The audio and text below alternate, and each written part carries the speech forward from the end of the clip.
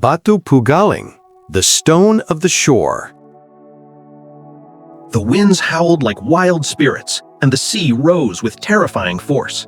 In the heart of the chaos stood Pugaling, the gentle giant of Isagani, spreading his enormous stone body over the barangay to shield everyone he loved.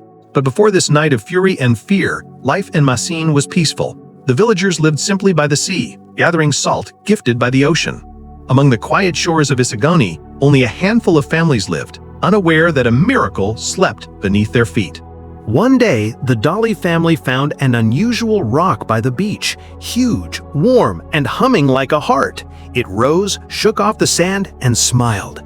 This was Pugaling, an enormous living stone with a gentle soul. Pugaling quickly became part of Isagani. He carried boats like toys, lifted beams with ease, and played with children until the sun sank into the sea. Though he was made of stone, everyone swore he had the softest heart in all of Masin. Years later, the Santos family built their home along the shore. They were frightened at first when a giant rock man walked past carrying wooden beams, until they learned who he really was. Ramon approached the giant. Pugaling greeted them with glowing, gentle eyes. "Welcome to Isagani," he said softly. The friendship was instant, and the family soon spent afternoons laughing and talking with him by the shore. When the Santos family welcomed their baby, Makisig, the villagers celebrated. Pugaling knelt carefully beside the newborn. Makisig reached out, touching the giant's stone face. Pugaling's eyes glowed warmly as he silently promised to protect the child.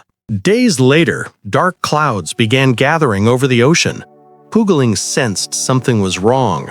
The waves moved strangely. The wind whispered warnings.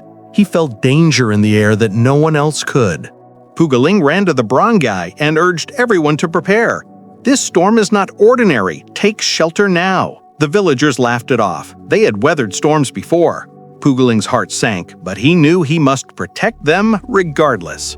Night fell and the tempest struck. Winds tore through the trees, waves crashed against the shore, and Pugaling expanded his massive body to shield the barangay from destruction. The storm intensified. Rain and debris pounded Pugaling's stone body. A massive boulder fell from the mountain, striking him. Cracks formed along his surface. Dust burst into the air, but Pugaling refused to move. His determination burned brighter than ever as he held the villagers safe beneath him. At last, the storm passed. Light broke through the clouds.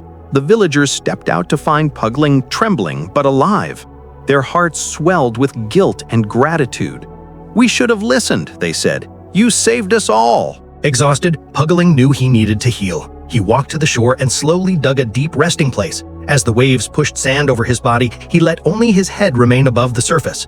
"I will only sleep," he murmured. "I will return when you need me."